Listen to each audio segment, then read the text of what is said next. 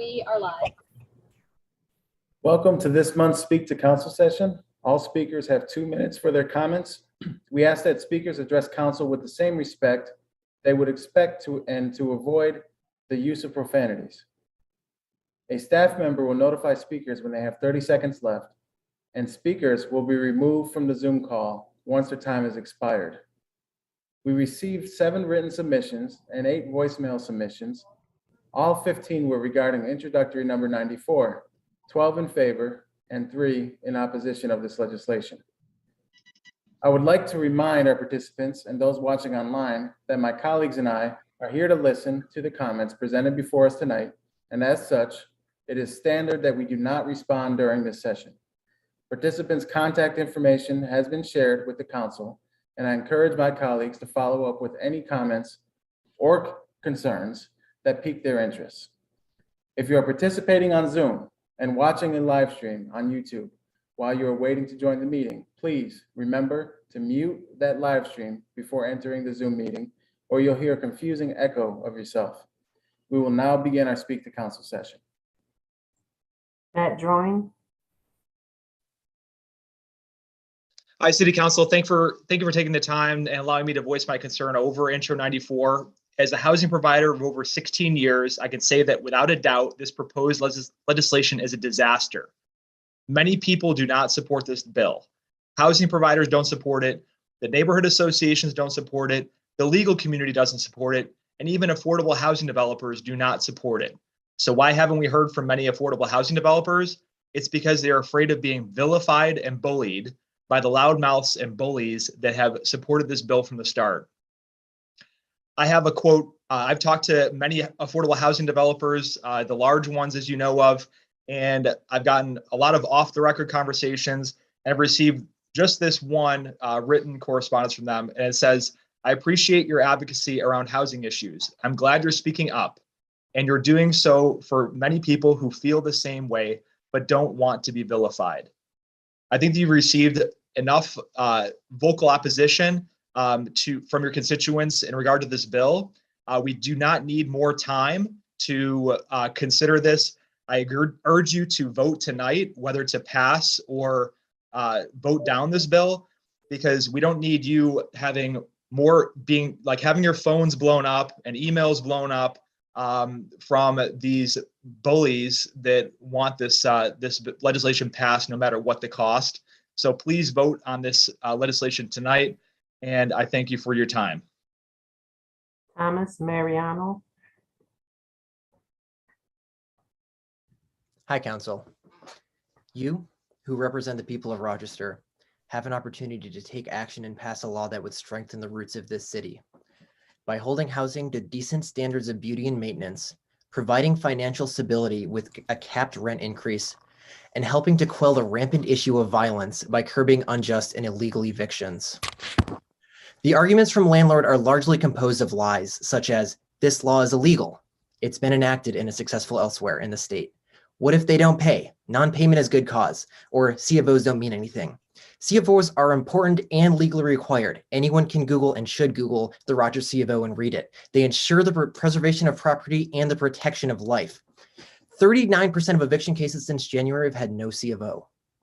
Another chunk of the argument is fear-mongering, ominously saying it might be bad in the long term, or talking in front of the image of a tragically burned down residence, where not having this law enacted did not seem to make a difference. The final argument consists of being bought out by larger companies and driving small businesses out of Rochester.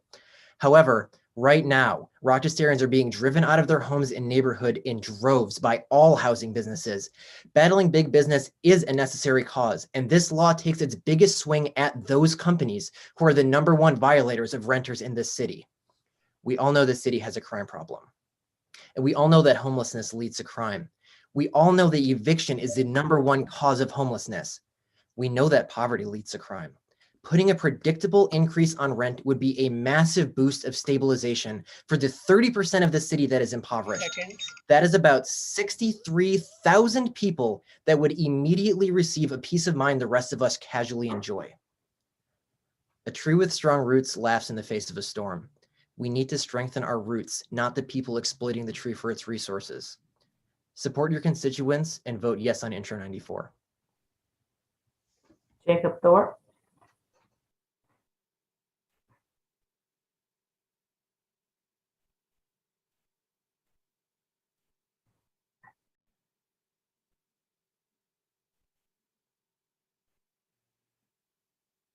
let's go to Marty Grisanti. Hello, City Council. Thank you for taking the time.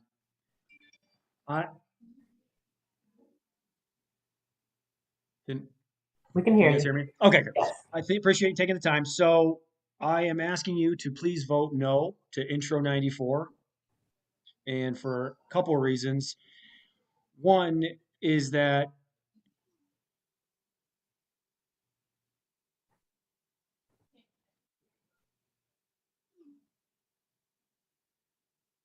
If you're watching the live stream on YouTube, make sure to close that because you're probably getting a confusing echo. okay, sorry. The big thing being that I think there's solutions, and the solutions are that we need to increase funding for rent, for rental assistance programs, and for Section 8 vouchers. Those need to be the number one thing that we focus on right now.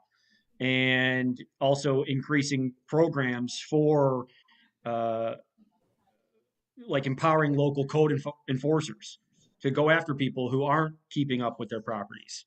But to for something like for good cause, it's rent control, and which has not been proven and has failed in numerous locations. We have these problems with the local tax revenue and the increased abandoned properties. I mean, the property values are going to stagnate; they're going to decline. The development of units will decline. I know for properties that my partners and I are invested in, we are really slowly taking our time now to find the right tenant. And we're making sure that we are double, triple, quadruple verification on some of the things that we might have been able to, give somebody a shot on. But now, if it's going to take 6 months to get somebody out, it's just not worth it. So unfortunately, I know a lot of landlords who are keeping their properties vacant because they're just not willing to take that chance. And so I believe that if we could just figure out a way, or if the city could figure out a way to increase the funding and increase the ability for renters to get rent, that would be the entire thing. Just making sure that our, the tenants out there have the ability to get rent paid for. Like I said, I think we need to empower the code officers to go after any landlord who isn't 30 seconds. Keeping up on their property with multiple violations. I'm with that. I get that. But we need to be able to follow up with the routine violators of the tenants who are, if they are if they are causing the violation themselves. People should know that, hey, this is someone who's doing something where they're not going to let the enforcement officer in to do the C of O. Like, we just got to make sure everyone's being held accountable. But let's get more rent into tenants' hands so they can pay the rent. That's what I think. Thank you, Marty. That's your Thank you. time. Jacob, Thank you for your time. We, as the Housing Coalition, share the goal of safe, affordable, stable housing for residents in the city. Instead of rhetoric, we have solutions in alignment with the 2018 and 2021 rental market studies, which is more targeted code enforcement on problem owners and grants to activate vacant or blighted properties and to keep rents down. Drafts are on the coalition's website. I have $28,000 in taxes here on my desk, not taped to City Hall's door. I've paid $7,000 so far, and have $21,000 outstanding with no idea how to pay them. I have well over $28,000 in unpaid rents and damages from low-income properties last year alone. Good owners like myself have stopped buying low-income property or have started selling in fear of this legislation. We need to vote no on Introduction 94 and work towards actual solutions. The owners that are getting engaged are your good, responsible owners that you want operating rental property in the city. And we are universally advising you as members of council to vote down this legislation and work on grants and code enforcement updates to address the affordable housing problem, not the unintended consequences of this legislation. Two neighborhood associations, Plex and the Pearl Meigs Monroe Association, have submitted letters of opposition to this legislation to include affordable housing developers, and over 7,100 units in the city have signed on to this legislation. We are urging you to act on our proposals, which will increase code compliance, make more units available, reduce rents for low-income renters, increase home ownership for low-income residents, and reduce homelessness in our city. We are urging you to vote on this bill and to vote no to Intro 94. Thank you. Matthew McGuckin. He is not in the waiting room. Okay, Frances Rice. She's not in the waiting room either. Daniela Pollider. Not in the waiting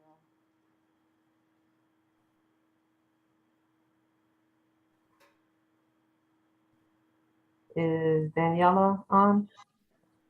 She's not in the waiting room. Okay, you're fading out, Barb. Can you hear me now? Yes, thank you. Martina Wallace. She was in there. I actually put her in a meeting and I'm not seeing that she's on there. So can we skip her and see if she logs back in? Kayla Facet. Not in the waiting room. Brian Smith. Not in the waiting room. Timothy Johnson. Not in the waiting room. Paul Rossi. Not in the waiting room. Sam Rogers. I see Sam Rogers. We should be down to number 14. I added Lisa Coleman. Okay, Lisa Coleman. Evening, City Council. My name is Liesel and I live on Katy Street. And one of the many reasons I'm here tonight is because I am facing a non-renewal eviction. This weekend, my friends and I went to look up the property that has been vacant above me for the last couple of months after the tenant left because of how horrible the conditions were.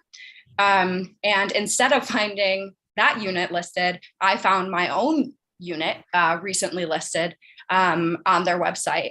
And if this is Torres's way of letting me know that I'm getting a non-renewal, I know why. And it's because I've been vocal since day one of moving into this apartment about the issues that are going on.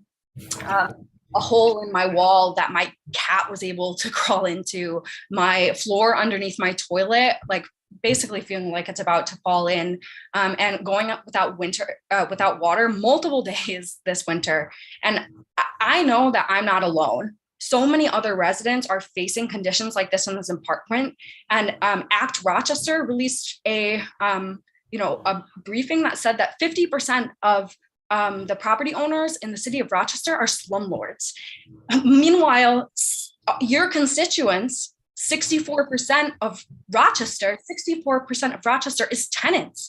And for some reason, we aren't seeming to weigh that huge majority that would be impacted by the eviction reduction law.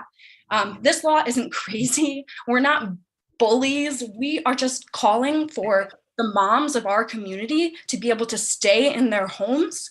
And honestly, I really think that for those who vote no tonight, I don't know how you sleep at night with the hundreds of eviction cases that are going to happen as a direct result. So many unjust evictions, 40% of the eviction, 38% of the eviction cases since January have had no certificate of occupancy. The basic health and safety minimum. I mean, it's just crazy. Like, we have to protect our moms. So that's your time. Sam Rogers.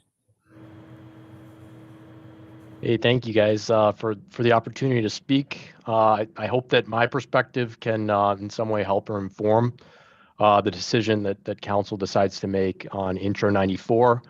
I'm a local landlord in Rochester. I take pride in offering a safe, comfortable living conditions for my tenants. Much like we just heard, it does sound like there are some issues. And I fully believe that we should do everything that we can to ensure that we're providing tenants with safe, quality housing.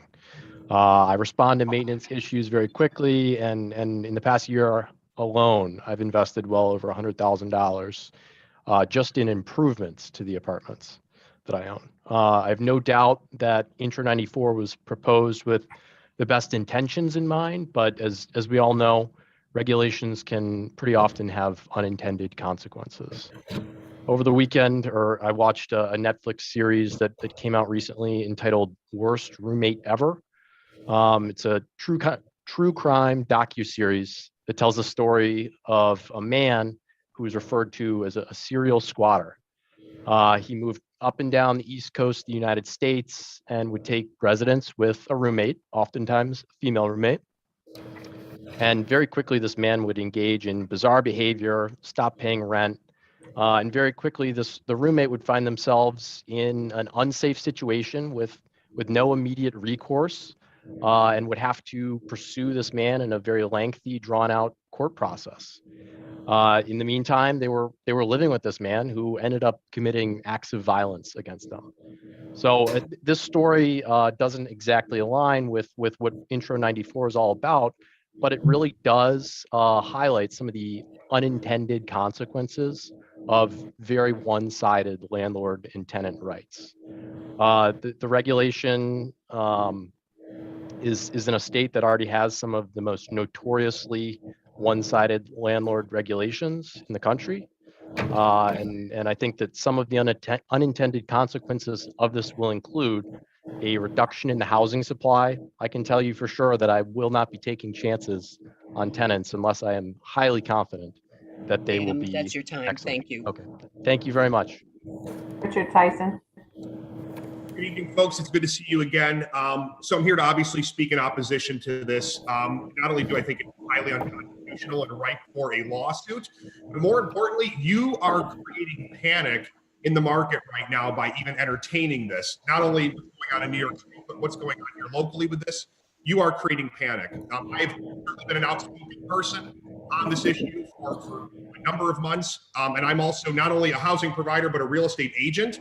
And I can tell you that my phone is ringing constantly because I have been so vocal and so public about this. And people are asking me these types of simple questions. Is my business going to be viable long term? Am I actually going to be able to hold on to these properties long term, or am I going to get destroyed by some of this legislation? Will it be impossible to sell my property at the time that I want to? Some folks that have lamented that they've kept their rents low and tried to intentionally retain affordable housing. They're concerned about rent caps, that maybe they won't be able to raise them according to what is needed as we're seeing inflationary pressures on labor and costs of maintenance and things of that nature, right? More than 90% of the calls that I've gotten on the properties that I've sold of my own, 31 in the last year and a half, with 6 remaining that are all getting sold. 4 have remained local, and the rest have gone out of state. But 90% of the calls that I get on investment property opportunities, my listings in this city, are coming from out of state, sometimes downstate, but typically out of state. Your own eviction study from 2019, if I remember correctly, summer of 19, the city conducted an eviction study. It proved what we all know to be true. The people that own the least number of properties and the least expensive properties, singles and doubles, go through the highest rates of eviction. They file the most evictions. These are your local housing providers. These are people that live in this community that are going to get destroyed again. The city adopts this insanity. So please add some stability to this market, to this community that cannot afford more exportation of wealth, and vote this thing down immediately. There are protections for tenants. The Tenant Protection Act skewed it. There is no accountability left for the housing providers. We don't need to exacerbate the issue by voting this legislation in tonight. So please, for the community, for the people that you claim to represent and care about, vote this thing down, because you are creating panic right now. And that panic also, I will mention, comes from a lot of good tenants that are really concerned about what their neighborhoods are going to look like if disinvestment takes place, if the inability to evict. Thank you, Rich. That's your time. Thank you. Kayla. Hi, for my statement tonight, I'd like to read a few neighborhood association statements. So this statement is from the Pearl Meigs Monroe Neighborhood Association. To the Honorable City Council, the board of the Pearl Meigs Monroe Neighborhood Association has unanimously voted to oppose Intro 94, the eviction reduction law. Our neighborhood is one of the most diverse you will find in Rochester. We come in all colors, ages, beliefs, identities, and ideologies. We are tenants, homeowners, investors, and small business owners. We are inclusive and welcome all to join our neighborhood association. Our goal is always to promote efforts which enhance the quality of life for all residents. Our neighborhood exceeds the 64% citywide renter to homeowner ratio. 85% of housing in our neighborhood is non-owner occupied rentals. Investors are the people who have most heavily invested in our neighborhood. Landlords are the people that saw value in the place we call home when others would not. They have done so on their own accord, without state funding or any tax breaks, and have somehow managed to keep rents affordable. We firmly believe that our landlords have more than earned the right to govern their businesses with autonomy, retain their property rights, and maintain dominion over their investments. Only in partnership with mutual support can a neighborhood like ours thrive. Any legislation that would limit reinvestment due to restricting income, any legislation that would force a landlord to go through litigation to rid us of nuisance tenants is simply not in the best interest of our neighborhood. It is landlords who have kept the neighborhood stable and have committed to sustaining quality of life in the Pearl Megs Monroe neighborhood. Please vote no on Intro 94. This statement is from PLEX neighborhood, to whom it may concern, regarding Intro 94. PLEX Neighborhood Association does not support Intro 94. Members request City of Rochester use current law and enforce city code. Please hire more code inspectors to 30 lessen city seconds. inspector workload. This statement is from the 19th Ward Neighborhood Association. The Executive Committee of the 19th Ward Community Association are aware of this proposed legislation and wish to ask that City Council not approve the legislation at this time.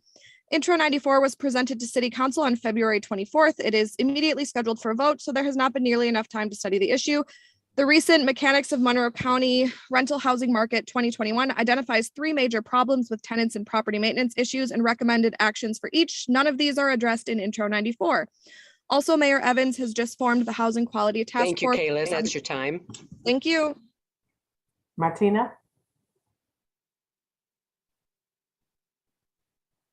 You're on mute.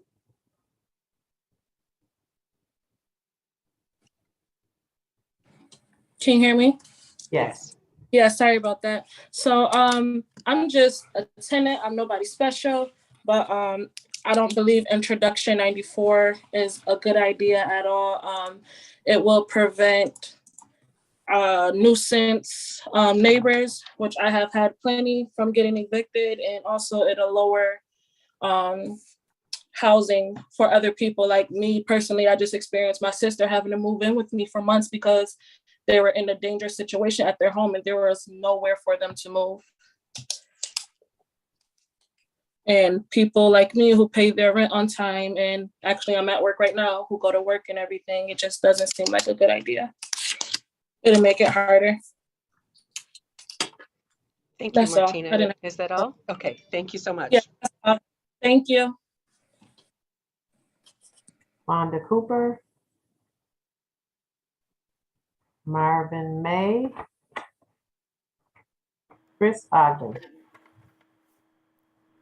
Hi, Council. I had a chance to speak to some of you on the phone in the past week, which I certainly appreciate that you reached out. I am a housing provider in the city of Rochester.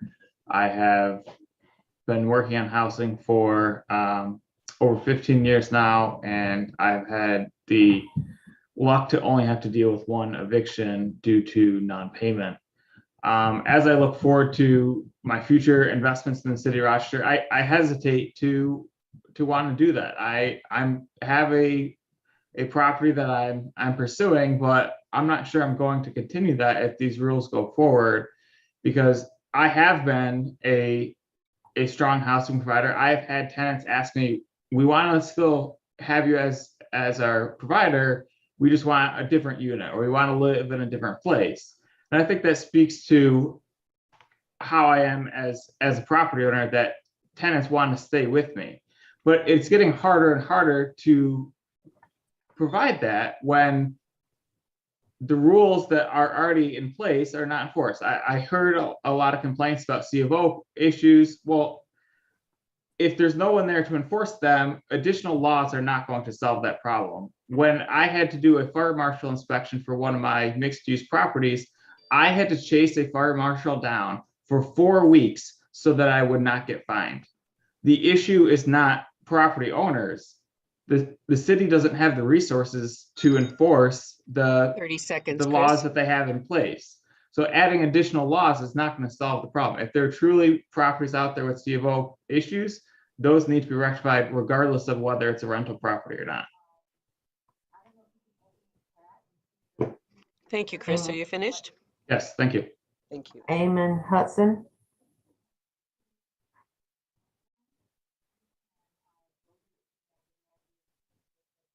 Barb, is that him? Okay.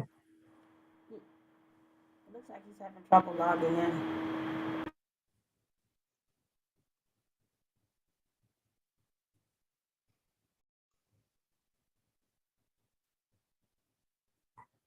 How about Rebecca? Rebecca? Can you hear me, Rebecca?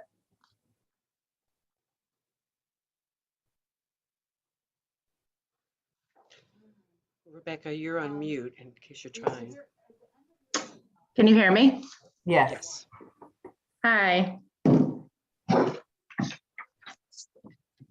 Go ahead and start, Rebecca. My name is Rebecca Lebowitz. I am a lifelong resident and was a social worker in Rochester for almost 15 years. I am also a housing provider. I would like to talk about good cause eviction. I read a comment wondering why tenants aren't speaking out directly against this. I can give two very good reasons: complete fear of retaliation, and they aren't aware yet of how harmful this will be. I understand to some, this may sound good, but further investigation reveals the truth. This is going to do a tremendous amount more harm than good. Housing providers aren't in the business of kicking out good tenants. Evictions are financially costly and take a tremendous emotional toll. We want stability just as much as our quality tenants do. This creates a win-win situation, especially for our families in Rochester. These new proposed regulations are not going to fix what's wrong. We need affordable housing. We need more housing, not less. By making every time we need to remove a problematic and harmful tenant into a legal battle means the entire neighborhood loses, not just the housing provider. When we have violent or criminal tenants, their neighbors, the ones that know what's going on, are not going to speak out. How can they? They're terrified. How can we prove the harm people are doing if those affected are too scared to speak out? We need partnership. We need collaboration. By forcing landlords into legal brawls will erode relationships 30 rather than seconds, Rebecca. creating partnerships. Neighborhoods will suffer. Our community will suffer. Let's work together. Let's put these regulations behind us and focus on achievable goals, creating sustainable and affordable housing solutions for the residents of Rochester. Please vote no this evening so we can get working together. We all want the same thing here. Thank you. Eamon? Good evening, everyone. Can you guys hear me? Yes. Very good. So I am opposed to 94, Intro 94. I've been a landlord in the city of Rochester for about 15 years, but just a little bit about my background. Like, I've been on the other side of it as well. Living with my mom on Carter Street. Like, I can remember getting evicted as a kid and having to move to Gateway housing projects. So I get it on both sides. But this particular intro, I don't believe it's going to work, to be quite honest. And I'm just going to tell you about my experience from what happened to me before COVID back in 2016. We had a tenant who was not paying rent. What they did, unbeknownst to me, when we went to court, they had document from a C of O that I didn't know about. After reading the document, I saw that it was a lot of things that the tenant had messed up. So what happened was the tenant knew we were going to court. They called for a C of O, they called the net office for a C of O inspection. The inspector came and saw the damage that the tenant created. And then when we went to court, I didn't have a judgment because they saw me as a faulty landlord. I don't consider myself a faulty landlord. And I don't see a way that this particular Intro 94 is going to negate that. The other thing that I look at is the access to the property. It will be difficult to get access to the property. And I do agree, like, not all landlords are perfect. Thank you. Not all landlords are perfect. Not all tenants are perfect. But this particular law is gonna cause more harm than good. That's what I have to say. We got to be fair to both sides. I don't think this is doing it. Keegan Thank you. Fisher. Thank you. Hello. It's good to see you all. I have stood in front of you before speaking on legislation like this and just wanted to give my perspective as a housing provider in the city of Rochester for the past 3 years, or 3 years, 10 years at this point. My husband and I have been investing in the city, and along with providing safe, stable housing, we have built 3 laundromats, one in the 19th Ward, one in the North Winton neighborhood, and one on the corner of Clifford and Goodman, bringing essential services, laundromats, stable housing to the city of Rochester. So I'm here to speak on Intro 94, and I hope you vote no tonight. If this is passed, it will leave neighborhoods destabilized. Good long-term tenants or a landlord's dream. But if there is a problem within a building, a double, a triple, or a mixed-use commercial problem, and you don't have the ability to get rid of them, that means you're going to lose all your great tenants because of one issue. If this is passed, property owners will not have the ability to guarantee all occupants of a property safe housing. Mediation is something that property owners often have to do with tenants between noise, animals, parking, common spaces. But if there's no longer a legal right to remove problem tenants, everybody will suffer. Just a quick example I until last week owned a property in the 19th Ward, 3 apartments and a laundromat that we built and a 30 unisex seconds. barber shop in it. No dogs, not in that building. We don't do them. One tenant ended up having 2 pit bulls. Another tenant ended up bringing in a python. I lost a business and a mutual apartment because of that. I don't want that to be the rhetoric going and moving forward. I hope you vote no tonight and keep our neighborhoods safe for the future in the city of Rochester. Liz McGriff.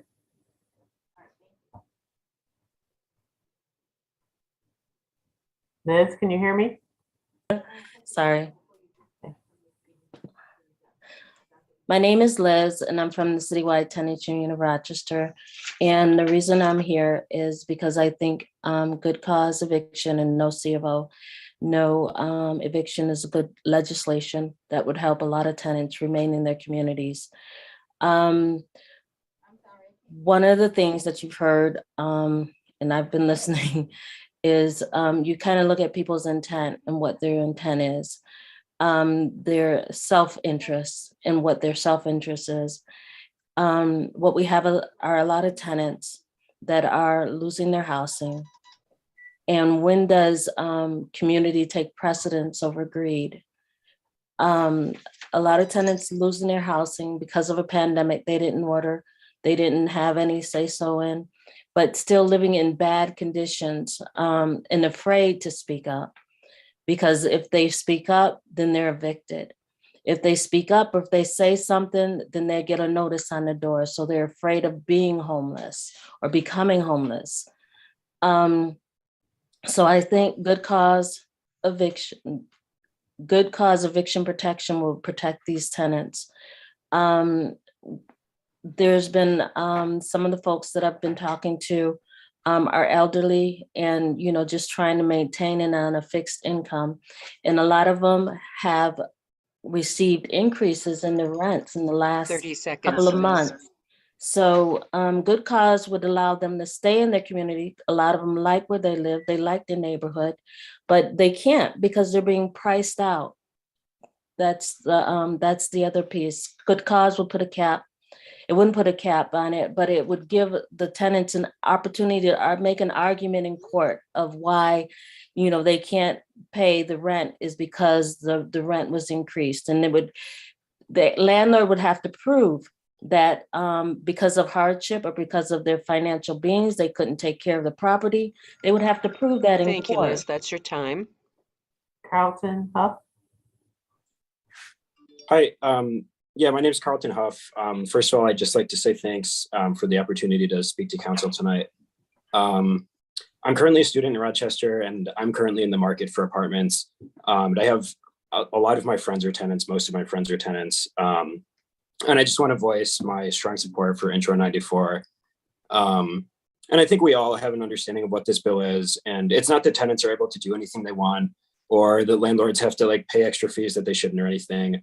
All it would mean is good tenants who have paid their rent and who have kept up their end of the bargain get to stay in their housing. I've had friends lose heat and hot water and what else? Locks on doors and windows. And landlords don't feel the need to address these things and with any urgency. And I don't think anybody should face possible retaliatory evictions for bringing up these issues and demanding landlords to be better. My friends and the people of Rochester should be able to confidently confront their landlords on these issues. And this bill would let tenants do this without having to worry about being evicted. And if it is the case that landlords aren't evicting good tenants, then this bill shouldn't be an issue. At the end of the day, I just hope that you can see the need for legislation that protects tenants who keep up their end of the bargain from arbitrarily being evicted, and keeps as many people off the streets and in homes as possible. I think the 64% of Rochester residents that are tenants should have stable housing, and they shouldn't live with the fear that they can be left homeless through no fault of their own. Thanks again for your 30 time. seconds, Carlton. All right. Corzine? Hi, thank you for allowing me to speak to you today. I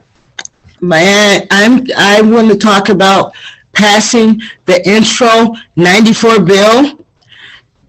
That we need to have it passed so we can have stabilization for our safety of homes and for us with the slum landlords. And by the way, I am a resident of Rochester, New York, and without this in effect, and I'd have a stable place, a place to live, safe living for our community and for us. We wouldn't have missing children. Because of not having this into place, there has been a lot of unsafe and different situations happening that should not be happening in the community, where families are broken, people are dying, and everything else. So this needs to take place, and we need this now, because I refuse to be back in the streets. It needs to be put in place effectively. I mean, it's so much that I can stress at this point, and I know I don't have much time. Please pass this Intro 94 bill. This will help, and this will save our community and save our people, such as myself, mentally, physically, and everything else. Thank you. David All? Thank you. You're on mute, David. You're on mute. And there we go. Sorry, don't do this often enough. Okay. Thank you very much. I'm a housing provider, and for the record, I've never evicted anyone in my life. Also, for the record, Jose, I love your Zoom background. Look, folks, the points I want to make are fairly straightforward. First off, I want to make sure that each of you reads the letter that I sent to you by email today. And I want you to also think about the case of Alcorn versus Mohammed, where Supreme Court struck down the city of Rochester's points ordinance, in part because it allowed the city to evict tenants without good cause, as that term is defined in section 711 of the Real Property Actions and Proceedings Law. In that section, the state legislature has carefully balanced the rights of tenants and landlords and come out with a comprehensive scheme to tell all the people of New York what the rules are going to be. It is not within the power of this council to upset that balance locally. I would also ask you to take a look at the case of Seawall Associates versus City of New York, where the Court of Appeals told us that the government cannot force someone to be a landlord against their will. No, it was not based on cruel and unusual punishment. It was based on an infringement of property rights that the Court of Appeals said was beyond the power of the government. Look, folks, the bottom line is this law would increase the number of evictions in Rochester. 3 seconds. In March of 2020, we came out with an eviction moratorium. Sounded like a good idea. That'll stop evictions, right? Only the moratorium gives out eventually. And guess what? We've got an eviction crisis. What's going to happen when we tell people that if you don't let the inspector in, so your landlord can't get a C of O, then you can never be evicted, and effectively you never have to pay rent. What's going to happen is eventually, somehow, we're going to get an inspector in there. The landlord's going to get his C of O, and then he's going to start an eviction proceeding because the tenant hasn't paid rent. This law, this eviction reduction law, will increase the David. number Your of time is up. evictions in Rochester. Thank you. Tracy Adams.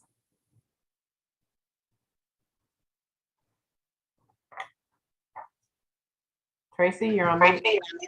Okay. Thank you. Good evening, councilors. My name is Tracy Adams. I'm a vocal Western New York leader, and I'm also a resident of Rochester. And I urge y'all to sign the Intro 94 bill because housing is the foundation for healthy families and communities. When people don't have for children, they need this housing because other than that, they'll have a change of address, a change of school, a change of friends.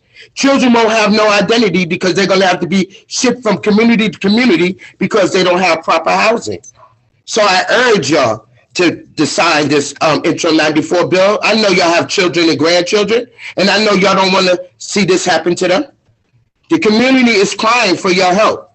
The villages need your help, or we're not going to have a village, and we're not going to be able to save these children that are straying away. So please sign Intro 94, and thank you for listening to me. Donald Martell. Hi. So thank you for letting me speak.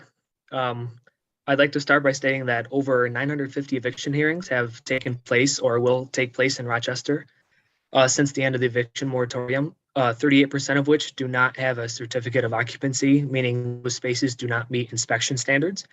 So the units that do not meet these standards are the units with the most code violations and worst living conditions, whose tenants are most at risk of eviction and exploitation by landlords. There are too many people around the city that are struggling with their landlords and getting code violations fixed. Just across the street from where I live, Maison Properties bought the Harvard, which is a 25-unit building with 36 outstanding violations. Maison Properties as a whole is just a horrible slumlord company that exploits its tenants by charging huge rents while not fixing problems with the properties. They have an estimated 142 units across the city with at least 209 outstanding code violations. Are these the people you would want to protect? I certainly wouldn't want to protect them. So the housing providers who buy a building and do next to nothing for tenants and charge massive rents are not exactly housing providers, in my opinion. Most of these landlords don't even live in the city. They live in the suburbs, some of the worst ones don't even live in the state. So I ask you, who do you protect? Who do you serve? Just last year, 5 of you were voted into office by the citizens of Rochester, not the citizens of the suburbs. Your constituents, the tenants of Rochester, 60% of Rochester, 40% of whom are rent burdened, need 5 of you to step up and disallow landlords from illegally kicking people out of their homes. The only unintended consequences for this bill is to stop. The only intended consequences for this bill is to stop unjust evictions for tenants that have done nothing wrong and don't want to be bullied and exploited any longer. The landlords act as if they're victims to the housing market, as if they're the ones not in complete control of who they rent to and how much they're charged. They're the ones who own the capital. I mean, if they don't want to rent someplace anymore, they can just sell it. Landlords are the ones who are never going to go hungry, are never going to be the ones without a place to sleep at night. They can just sell their Thank you, homes. Donald. That's your time. Other homes. Thank you. Please Amanda? vote yes. Amanda Smith.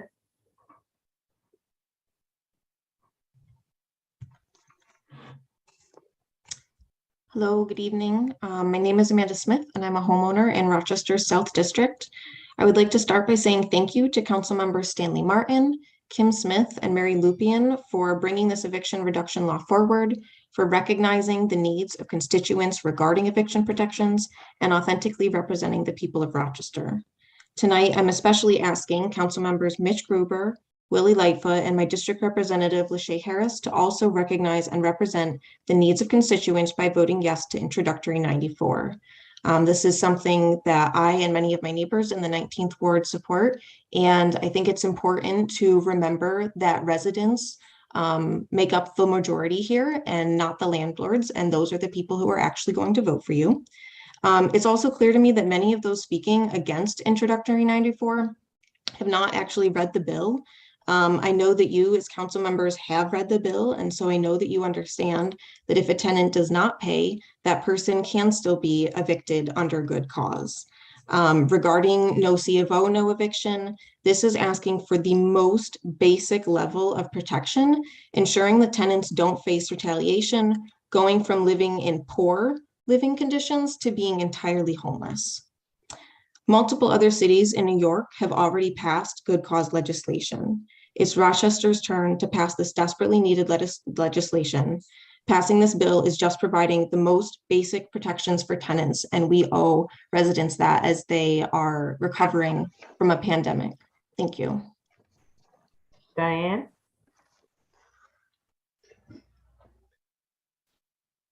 Council members, in April of 2019, Malik Evans, Mitch Gruber, Willie Lightfoot, Michael Patterson, and other city council members signed a letter of support for state good cause eviction bills 805030 and S02892. In your letter, you stated, housing is a basic human right and all people deserve clean and safe housing that they can afford. You were right in 2019 and you need to be right again today. This is just as true now as then and even more urgently needed. Housing is the gateway to other essential services, and so Housing for All is the first step to improving public safety. The Housing Quality Task Force won't discover anything new about good cause eviction and is more of the usual delaying tactics. There is no need to wait for any more study when we know good cause eviction works to keep people in housing and is fair to the landlords who keep their properties up to code. We need to pass this now to keep people in their homes safe and stable. Instead, why doesn't City Council form a task force to investigate landlords who don't have a C of O and are renting anyway? Why is unsafe housing allowed to persist? Very low fines for code violation are a joke. It's cheaper for landlords to pay the penalty than to make the repair. Today, Rochester is reaping the harvest of poverty and crime grown from the seeds of hatred and racism that have been sown for many decades through redlining, non-hiring of Black and brown workers, inferior education, lack of access to healthcare, and segregation. Rochester can become a safe and prosperous city for everyone. It's time to begin to sow some seeds of love and justice now by passing good cause eviction introductory 94 today. Thank you. Robert McGee. Good evening, everyone. So my name is Robert McGee, and I'm actually one of the attorneys handling the City of Albany's defense of its good cause eviction law, which is very similar to Intro 94. I'm just here tonight in my personal capacity. Thank you for the opportunity to speak. So I spoke to the committee last week about why this body has the authority to pass this law, and that reasoning still applies. Cities are empowered to govern their local affairs in this way. And just a note on the case cited by Mr. All, the Sewell case, that case, if it's the one I believe he's referring to, that involved local regulation of federal housing. So it's a completely different question. But to the extent that there's any uncertainty on that point, it should not dissuade you from supporting this law. In Albany, we passed a good cause eviction law because we understood that municipalities can only function well if they're made up of neighborhoods and communities composed of people and families that are allowed to cohere into social networks that can care for one another and advocate for themselves. The threat of no cause eviction makes that impossible, particularly in our minority majority neighborhoods, which, due to the material deprivation, due in large part to the eviction crisis, needs that stability most. We have to acknowledge that the current eviction regime is a public health crisis that cities like Rochester and Albany are forced to pay for and manage at a crippling cost.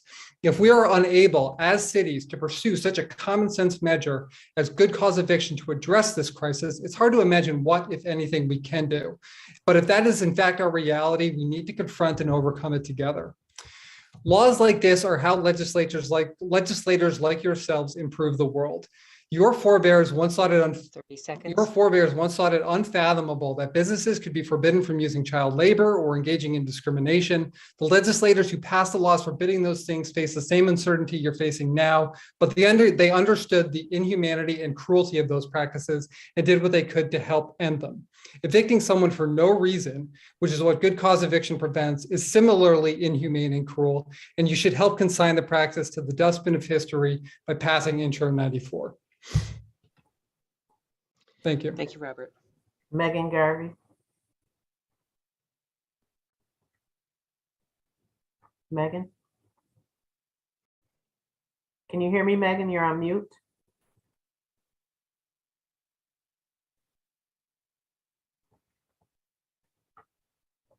Megan? Okay. Not allowing her to unmute, she says. Megan, usually it works best if you go out and come back in. We'll be watching for you. Okay, how about Robert? I see Robert on. Robert, can you hear me? Yes, thank you. I'm able to hear you. City Council, thank you for permitting me to address this forum and share my position regarding Intro 94. I'm a lifelong resident of the greater Rochester area. I've been a multifamily property owner in the city of Rochester for almost 10 years. With countless options to invest financially, I chose to invest in this city for both personal reasons, as well as to benefit its residents and my tenants. As a landlord, my philosophy is simple: offer good housing that meets or exceeds the standards set by code or other housing agencies. Put the most qualified tenants possible in these units. Do what I can to ensure they're comfortable and stay a long time. Address any tenant concerns swiftly, and to protect my investments. The passing of Intro 94 will create an imbalance between the tenant and landlord partnership, push local investors like me out of the market, and decrease the number of low-income habitable units in the market. Please consider solutions that focus on increasing funding to the various rent assistance programs, funding programs for owners like me to continue offering affordable housing and improve the investments by rehabbing and investing in local properties, and empower local code enforcement agencies to pursue routine violators. Those who spoke before me in support of Intro 94 raised valid concerns regarding the health and safety of their homes. Let's use the tools and methods currently in place to achieve this versus rolling out new legislation. In closing, my fellow landlords and I choose to run our businesses with the same goal of offering affordable, quality housing to the residents of the communities that we do business in. This proposed legislation will limit my ability to fulfill on my philosophy and the commitments I made to my tenants. Thank you for the time. Megan? Okay, let's try this again. Thank you all for your time this evening. My name is Megan Garvey. I am here tonight as a social worker, a therapist, an emerging faith leader, but really just as a city resident who wants all of my neighbors to thrive and to have what they need to thrive. I know I don't have to tell you that our community has been deeply entrenched in unrelenting crisis and grief and trauma over the last 2 years. There's certainly no shortage of pain in the city of Rochester. And the public hearing last week regarding Intro 94, I feel like that illustrated it really perfectly. There was a persistent tone of desperation that we heard from everyone who spoke and was present in that meeting. Tenants who are understandably distressed about losing housing unjustly and the significant impact that mass eviction could have on increasing community violence. Landlords understandably distressed about managing significant tenant crises and financial challenges they find themselves facing as a trickle-down effect of a broader poverty crisis. While certainly some of the objections voiced last week were rooted in information that was not correct, that has since been clarified about the law, every single person who took time for that meeting voiced great pain and valid pain. And as I walked away from that hearing, my heart was heavy, not just from the pain that I had witnessed, but from the impossible policy predicament that that left us in. Help the tenants or help the landlords? An impossible policy predicament that simply doesn't have to exist. Landlords have a challenging job, a job that is not made easier by economic policy decisions of broader governmental bodies made during a pandemic. There didn't need to be more strain on the relationship between landlord and tenant. And landlords absolutely deserve more support than they have received. That being said, supporting landlords does not have to come at the expense of tenants and the city at large. Implementing Intro 94 as a critical matter of tenant rights and an investment in public safety, it doesn't eliminate other possibilities we have to support landlords in addressing tenant distress or their financial challenges. I want to invite us into a consideration of what a both and solution could look like here. If the last few years have taught us anything, I think it's this. We contain incredible capacity for creative problem solving that doesn't require us to throw any of our neighbors away. Sherry Friedman. I think she's having trouble getting in, Hazel. Okay, Barbara Rivera. Good evening. My name is Barbara. I'm organizer with Citizen Action. I'm a mother of two, and 4 years ago, I was fighting for my housing, and now I'm advocating for those to do the same. Good cause and no C of O evictions will help families like my own when a slumlord decides he wants to evict me when I call code enforcement because the ceiling fell on my child. Or it may help when a tenant who has health issues and can go to the hospital and can get treatment without a fear of a slumlord changing their locks. Right, Rich? The city is notorious for allowing folks like him to own property and continue to add to the terror and mental strain that this community faces every day. The main landlords who have an issue are landlords who own more than 50 properties. Do the right thing and pass this bill and hold bad landlords accountable. This isn't a business. If this is a business, like I've been hearing most landlords say, then how do you expect to sell product without any customers? But then again, my life or any of our lives shouldn't be taxed for profit. Thank you. Benjamin Hart. Hello, council members. On Thursday, when I spoke to you, I mentioned this article about city owners. This is a house I bought in 2012. And I don't really want to catastrophize this law. I think it has some, it's addressing a problem. And I just think for me, it's about where dollars are going to go. I mentioned this house, I feel good. I doubled my money. I'm not ashamed that I made a profit on it, but if I put the same money into the S&P 500 with index fund with just a click, and didn't put on a roof and didn't put in a furnace and didn't do all that work with my bare hands, I would have quadrupled my money. So I'm just concerned that this and other legislation that has recently went into effect is just going to divert much needed investment dollars into the city of Rochester and their properties. Honestly, I don't think it'll affect me that much. I actually never had a holdover eviction. I have only evicted for non-payment, but it could, and I do think the burden of proof is always on the landlord now with this proposal. I think, there are ways to craft legislation where it would be a legal defense if the tenant could prove, that it's a retaliatory eviction. It just keeps getting put on us. They have free lawyers. They don't have to pay any fees. We have to pay hundreds of dollars, and we have to pay lawyers. And now it's becomes, I used to do it myself because I want to be, collaborative and negotiated, and I want to stay out of eviction court. And I feel like it's my duty to look someone in the eye if I'm going to ask them to leave my house. But now it's so complicated. I literally cannot understand it anymore. There's so many laws, so many recent changes, just cause a pause. Think about how the principles of this law and the problems it's trying to solve can be fixed in other ways, reasonable ways, fairer ways. I just think that there's a better way. And I think the burden of proof should be on some level the tenants, because there's some personal responsibility issues going on. Thank you. Brianna Florence. Good evening, everyone. Thank you for having me. I'm coming to you this evening to talk to you about the importance of the burden of proof of C of O and how that has become such a daunting task for a number of tenants.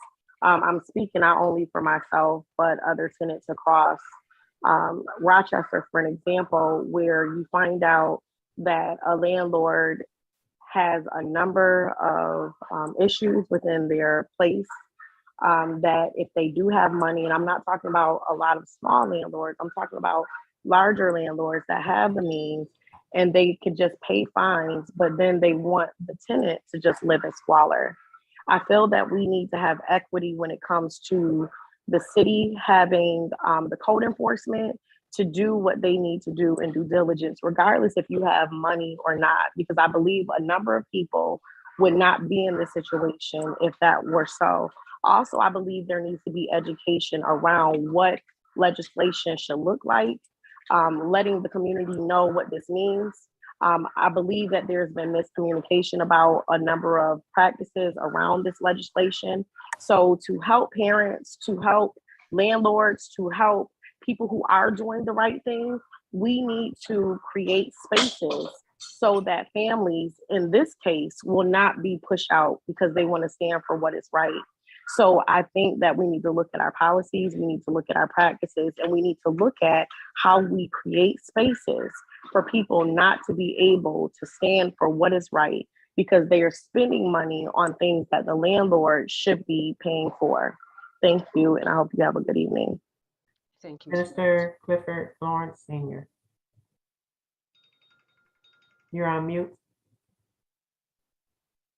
I'm sorry. Good evening. I hope the city council will get the laws right tonight. Reflecting back on that cold December month, when more police were sent out than Putin is sending to Ukraine, guns available that night to act if called upon for an eviction.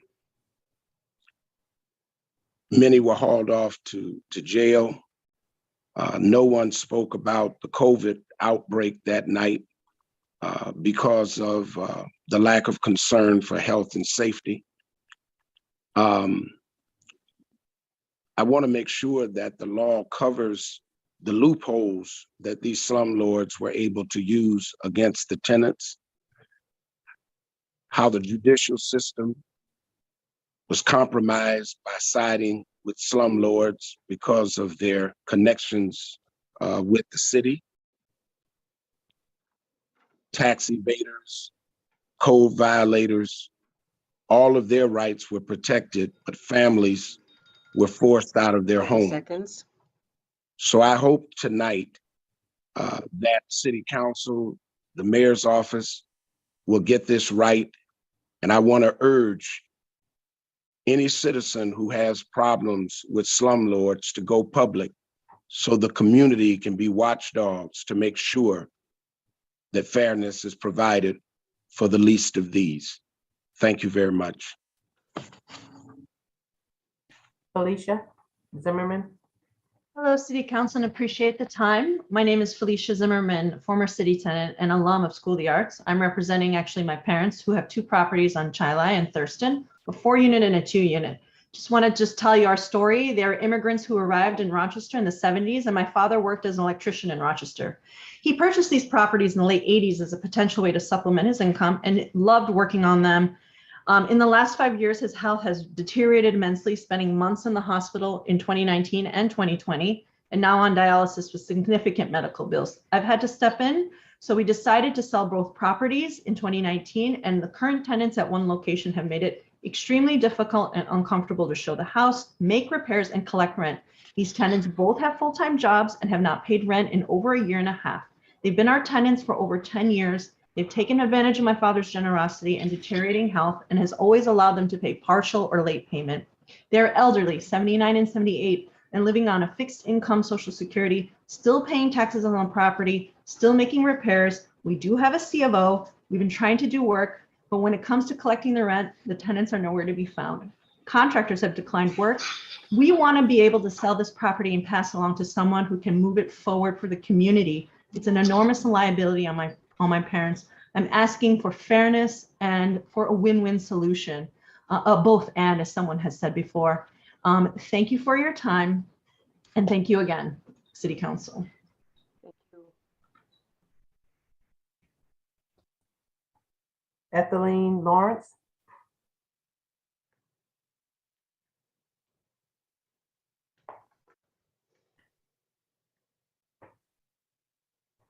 Is Ethelene on?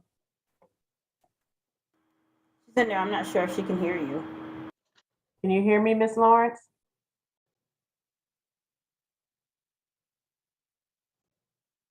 Okay, who else do we have?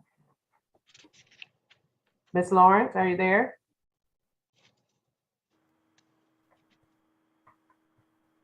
Okay, how about Virginia Denninger? Can you hear me, Virginia?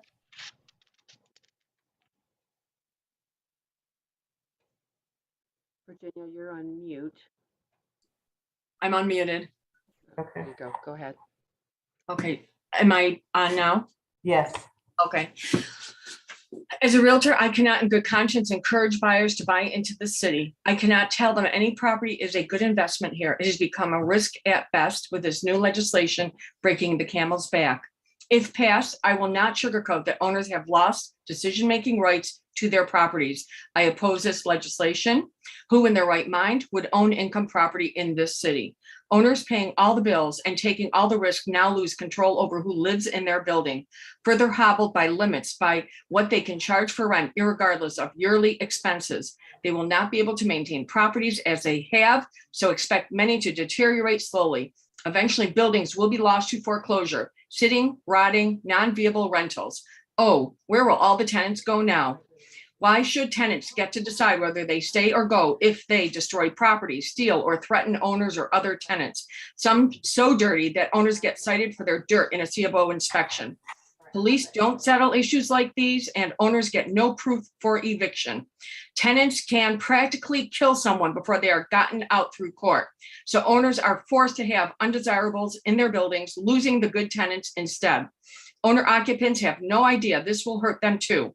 Home values will drop. Loud, violent, vicious tenants that owners normally remove after repeated neighborhood complaints, well, they get to stay because the owners will have no good cause to remove them. City quality of life diminishes and many will opt to move out, selling to large rental conglomerates that really don't care about tenants. I live in the city, am an owner occupant, and if this legislation passes, my hand is forced. Property owners don't matter anymore. Good luck, Rochester. I will sell everything and get out, and don't be surprised that I'm the only one. Thank you. Ryan? Okay. How long is this going to go on? Not long. Wow, that was intense. Can you hear me? Yes. Hi, my name is Ryan. Good evening, members of council. Before you today, Intro 94 is easily one of the most consequential pieces of legislation in recent times. By voting yes on the eviction reduction law, you have the opportunity to begin to dismantle the slumlord system, which we all know has been in place for decades, and end most slumlord-based evictions in the city of Rochester. If passed, immediately 300 pending slumlord-based lawsuits would immediately be thrown out until landlords could comply with the most basic Rochester city codes. Well over 1,000 evictions will be prevented by year's end, and tens of thousands evictions would be prevented in the years to come.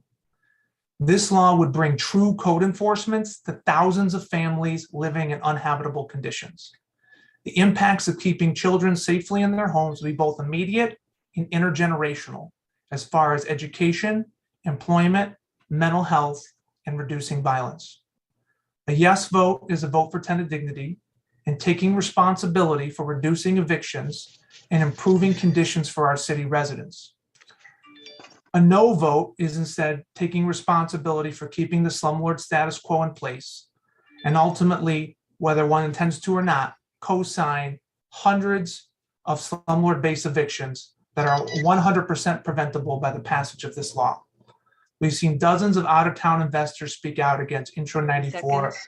Thank you. Thursday and today.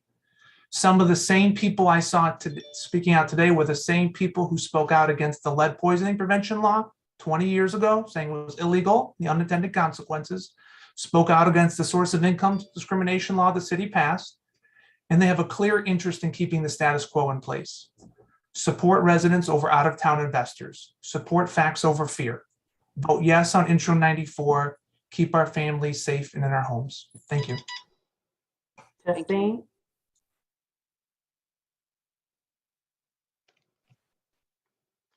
Good evening. My name is Justine Harris. I am mentally exhausted from what I'm dealing with going forward with this housing situation. I've been in this unit for 2 years. There is 18 outstanding property violations on this unit that was cited back in 2018. It is now 2022 and they're still here. I've been through 2 property managements that have failed to provide stable housing for my family. It is not right for me and my family to be homeless because of non-payment of rent due to the outstanding violations that has not been corrected. There are too many loopholes within the housing system, and we definitely need to pass this bill, because if my children don't have stable housing, how can they go to school? How can they focus on doing their work? Me being a mother, how can I focus? How can I keep my mental positive when I'm stressed out about being thrown out into the streets with nowhere to go? It's not right. Thank you for sharing, for listening and allowing me to share. Thank you, Emily? Justine.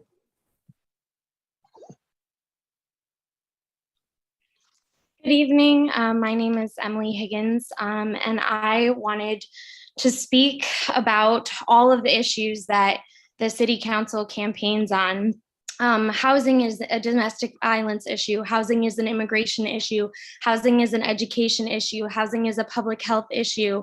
Mold, lead poisoning. Like the passage of this law will protect the most vulnerable communities. We talk about systemic racism, Black and brown families, the most vulnerable children who need stable housing, who we've seen in the pandemic the importance of students being able to connect online, access their education.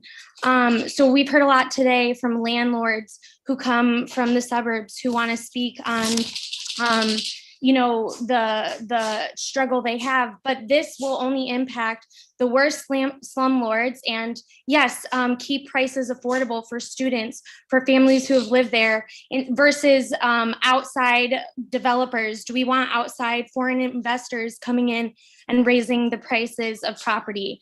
This is to protect the most basic level of human decency conditions that we've fought for since the 60s.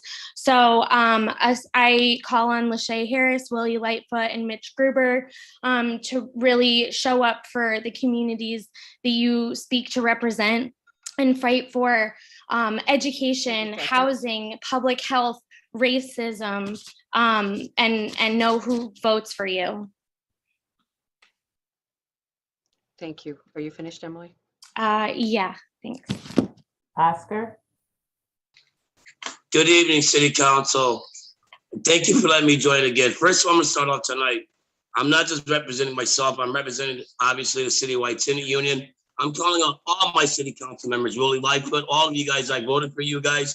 So it's your turn to fight for my family and my children and children of the city. I currently live in a place that has not had a current CFO for 2 years. 2 years, City Council. These investors from Paris are allowed to come here and do business and own crappy property and expose our children, a 5-year-old toddler, to possible lead. City Council, we need you, the ones we vote for. You say you care about our children. You care about us adults in the city. We need you to show that you care about our children. There's 60% plus voters in this city and renters, not just owners. These landlords are protected. I'm not talking about the landlords that take care of the property.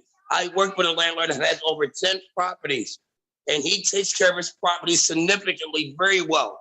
I'm not talking about those landlords. I'm talking about the landlords that you guys single-handedly let do business in our city, own crappy property, doesn't have a CFO for 2 years. I mean, come on, City Council, would you want to live in something like that with your family? Let's please do what you asked of us. When you asked for our votes, we gave you our votes. We're asking you to fight for us. You asked us for your votes, right, Willie Lightfoot? I voted for you and everybody else on this board. I gave you guys my vote. It's your time. It is your time to do your job for us. We vote you guys in, we can vote you out. Let's remember that. And I will start asking people to call City Council and join my cause, along with other good tenants in the city. Yes, let's not negate the fact there's a lot of bad tenants, but there's good tenants in this city that does not deserve this crap. They're currently trying to illegally evict me because DSS has stopped the rent because of the violations here. I need to be protected. Other families need to be protected. The same families you want to vote for you, we're asking you to protect for us. City Council, thank you for your time. May God bless you and God keep you. Have a blessed night. Thank you, Oscar. Hi, I'm Katura. I am a local landlord and homeowner, and I've rented in Rochester for well over a decade. And I'm asking you to support Introductory 94. As a landlord, I do not think that this law is going to be too onerous. I already document everything. I stay up on my paperwork. It's not going to be an issue. And I'll still be able to evict someone if they have stopped paying, if they are breaking the lease, if I need to move into one of my houses. So I think that the landlords who are worried about this, they may not understand. They may have listened to some fear mongering from the larger real estate lobbies.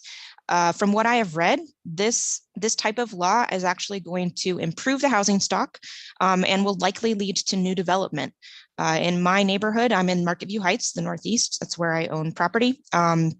We have a lot of vacant properties, vacant lots, and if right now, all of those, the houses, like my house is next to a rundown property that's not being maintained by an out-of-state landlord. And if this law passed, he would have to make repairs. Right now, he just cycles tenants out. Somebody complains about something, he doesn't fix it, he gets rid of them when the lease comes up, and then makes zero repairs. If this law were passed, he wouldn't be able to do that. If a tenant wanted to stay, they could stay and keep 30 fighting with seconds. him to make the repairs. So it would, in the end, our housing stock would improve as the absent landlords would have to actually do their jobs or start doing their paperwork for the C of Os. And it would raise the value of my properties and make it a nicer neighborhood to live in, because I know that my neighbors would be stable in their homes. Thank you very much. Thank you. Michael McKee. Good evening, members of the City Council. Thank you again for the opportunity to testify. My name is Michael McKee. I'm the treasurer of the Tenants Political Action Committee. I'm here to speak again in support of Intro 94. To hear some of the landlord testimony, you would think that the sky would be falling in if this bill were to be enacted. This law, virtually the same law has been in effect for 48 years in New Jersey. The sky has not fallen. There is still lots of investment. There's a building boom in New Jersey right now, and they're building rental housing, not condos. All of this talk about unintended consequences is ridiculous. In fact, this bill, as Richard Rosen, Mr. Rosen, a landlord from Rochester for over 40 years, testified the other night, has nothing in it that a responsible landlord can object to. This is not a radical restructuring of the landlord-tenant relationship. It is a moderate protection for tenants. It gives tenants a defense against unwarranted evictions and excessive rent increases.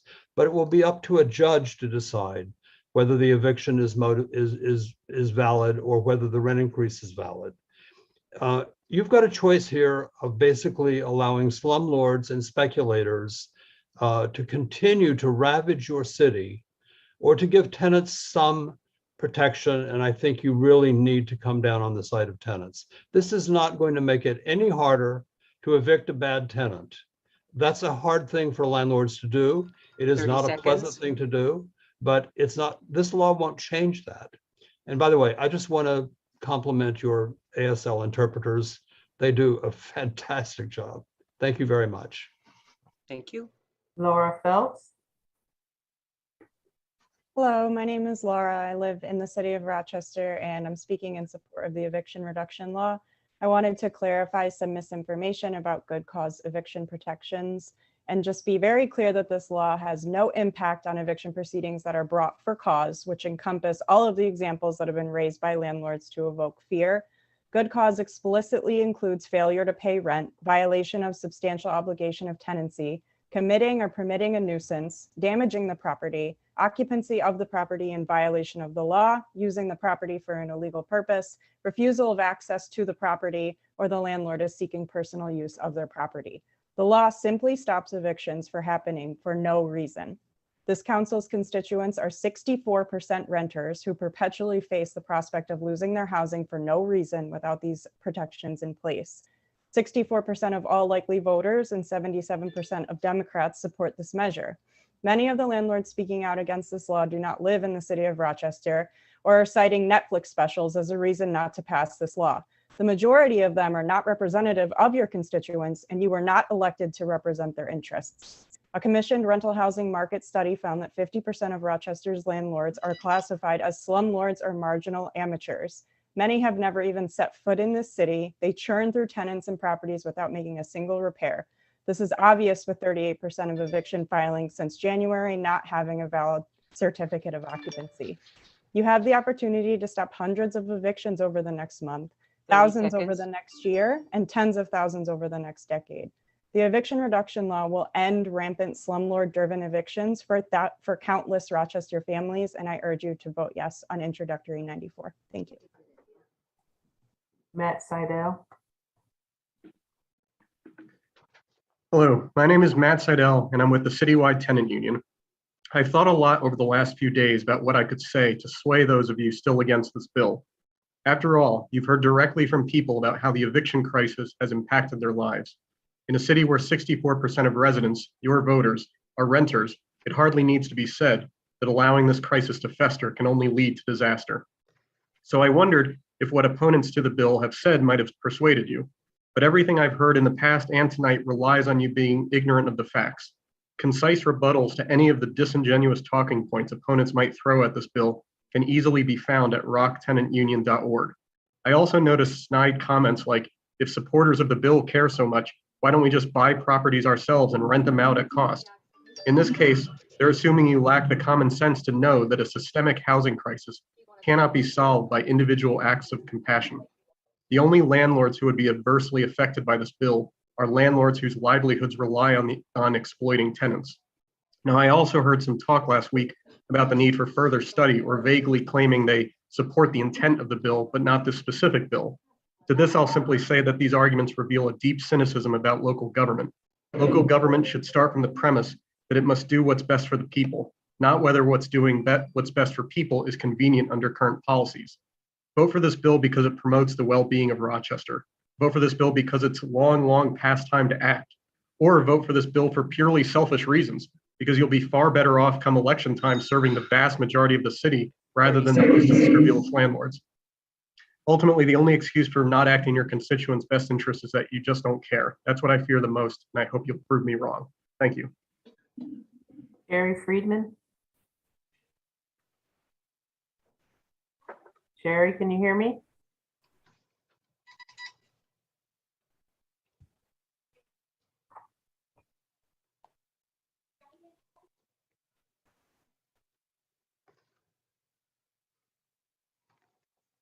Carrie is not connected to audio, so she cannot hear us. Okay, thank you. Reedy? Sorry. Okay. Good evening, Council. I know that you were all here during the eviction hearing last week, and you saw countless landlords, the majority of whom were white and don't even live in our city, ask you to not pass the eviction reduction law. Some of those landlords we started looking into, they've had properties that lack C of Os for years. Others have double-digit code violations on their properties. I'm asking you not to stand with outside investors tonight. I'm asking you to instead stand with your actual constituents and pass the eviction reduction law. Councilmember Michael Patterson, Northeast District. Over 240 families in your district have had eviction hearings since January 15th. You have had the most eviction hearings in your district out of any council member. 66% of your constituents are tenants. Please stand with your constituents and vote yes. Councilmember Jose Payo, Northwest District. Over 210 families in your district have had eviction hearings since January 15th. 60% of your constituents are tenants. You have the highest proportion of rent burden tenants in the whole city. Please stand with your constituents and vote yes. Councilmember Harris, South District. Over 200 families in your district have had eviction hearings since the moratorium expired. 65% of your constituents are tenants. Please stand with your constituents and vote yes. Council President Miguel Melendez, Councilmember Gruber, Councilmember Lightfoot. There have been over 950 eviction hearings in Rochester. That number grows by 50 to 100 every week. Almost 40% of these hearings have lacked certificates of occupancy. These landlords are not meeting the most basic habitability standards, and yet they are evicting your constituents. 64% of your constituents are tenants. 72% of Black residents in Rochester are tenants. 72% of Latino residents in Rochester are tenants. Please stand with your constituents and vote yes. Thank you.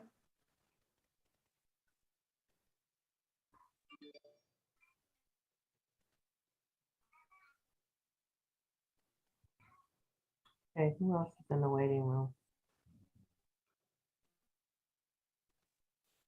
Darlene is up next. Okay, she's still connecting to the audio. Ethelene, are you there?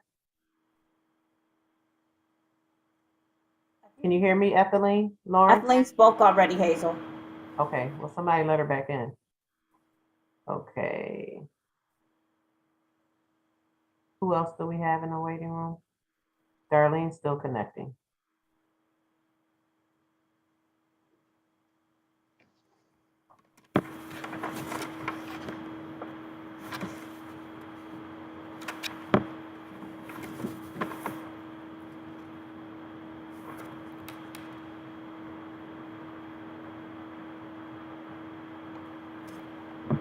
Shahada is next. Shahada, can you hear me? Shahada, you're on mute.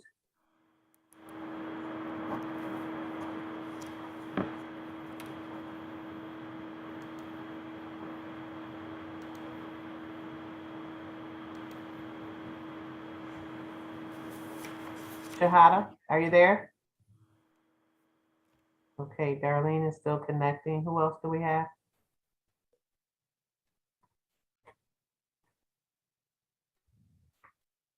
There are two people left, Sherry and one other person who doesn't have a name on their account, it just says iPhone. Okay. Can you let them in and we'll ask them to identify themselves?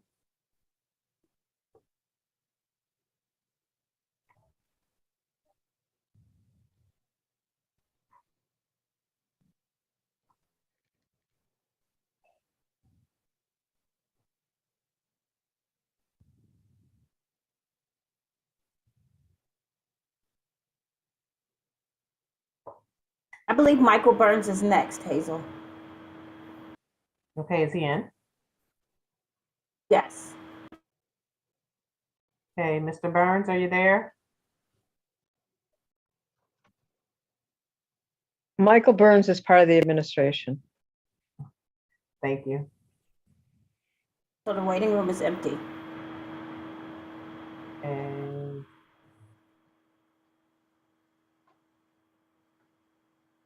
all right, let me just call the names that are on here again. Shahada, can you hear me? Is that it? We're all set? There's one gentleman who's just come on picture, one person, I should say. Okay. Still says connecting to audio. Oh, that looks like, Oh, is that Mr. Wright? looks like Mr. it Wright. says Darlene.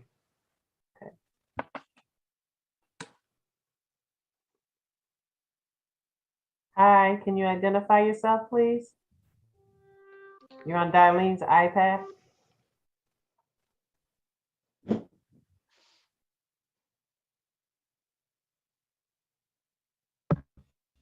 Can you hear me? Hello? Okay, go ahead. Is that Shahada? Yes, ma'am, it is. Okay. Hi, my name is Shahada, and I'm in favor of Intro 94. I'm a tenant here in Monroe County. I pay my rent. I'm not a nuisance. I have exercised my American right to place complaints, and for that, I have dealt with retaliation.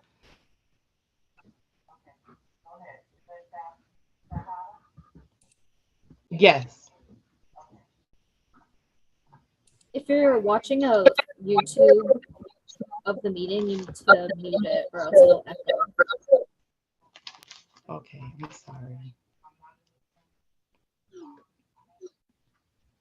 I have put in complaints about untimely repairs and illegal practices with the landlord asking for additional payments, letting leaks go for over a 2-year period, amongst other times, with leaks for a long period of times, which created mold. And a lot of times, instead of wanting to repair, the landlord wants to try to put you out or make it like you're a problem for just asking for habitable living. So I'm in favor for this intro 94. Thank you, Shahana. Okay, the gentleman on Darlene's iPad. You're on mute, sir. Can you hear me? Yes. Please state your name for the record. My name is Paul Rossi, Thank you. and thank you for having me. I appreciate the opportunity to speak. The way I see it is that it's real simple. Landlords want to provide a decent place for a fair price. The people that you are supporting with this bill are the problem people, not the people that are long-term tenants. They're people that continually go back and forth and landlords have problems with. I've been a landlord in the city of Rochester for 40 years. This bill is going to cripple me. I have tenants that were 18 years and I haven't raised their rent a nickel over 18 years. If I got to sell those properties, I can't sell them at today's rates because I can only get a buyer can only get 5% more per year. This guy pays me $400 a month. I do him right. I do all my tenants right. I have a tenant that is there 18 years, 16 years, 12 years, 8 years. I'm not one of these people that are slumlords. I take care of my properties. And what you're doing is you're crippling it. If I got to put my house on the market tomorrow, I got to put it on at a market value of 18 years ago. And that may very well happen. I think this legislation is just for bad players. 30 seconds. Don't kid yourself. People will take advantage of this law. They'll pull a battery out of a smoke alarm so that there's a C of O violation and they don't have to pay your rent for a couple, 3 months. I've been there, done it. You know, people need to be accountable. I think that's more of the problem is the tenants are not accountable for what they do. No one wants to hear it, but the state is in trouble because people want stuff for free and government is allowing it to happen. I strongly encourage you to vote no for this bill. Thank you. Okay, the gentleman on the iPhone. Please, you're on mute, and please state your name for the record. No one wants to hear it, but the state is in trouble. Can you hear me, sir? Stuff for free and government is allowing it to happen.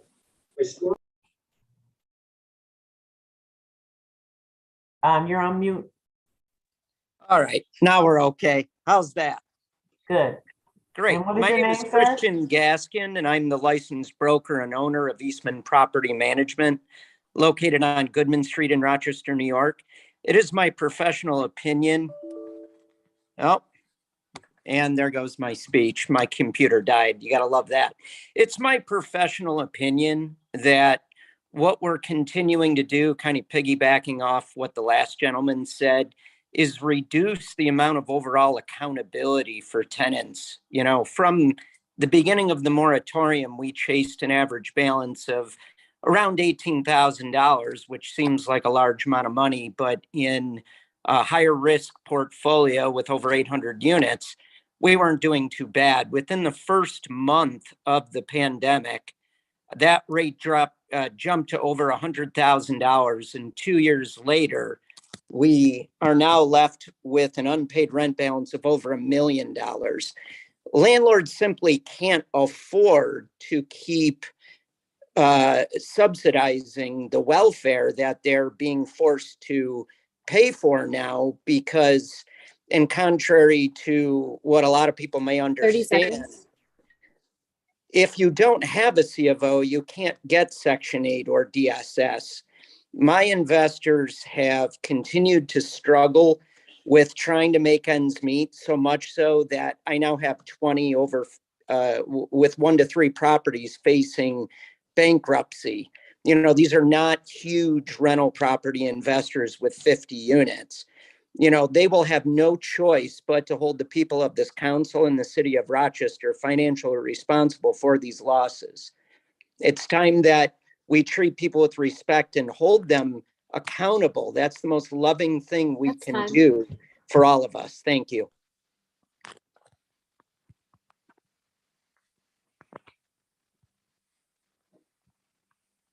Sherry Freeman, are you there? Can you hear me, Ms. Freeman? Okay, President Melendez, that's it for the waiting room. Okay, everyone, that concludes our this month's Speak to Council session. I would like to thank all of the speakers for their participation. We'll take a short break and reconvene on a new link at 8:20. Thank you.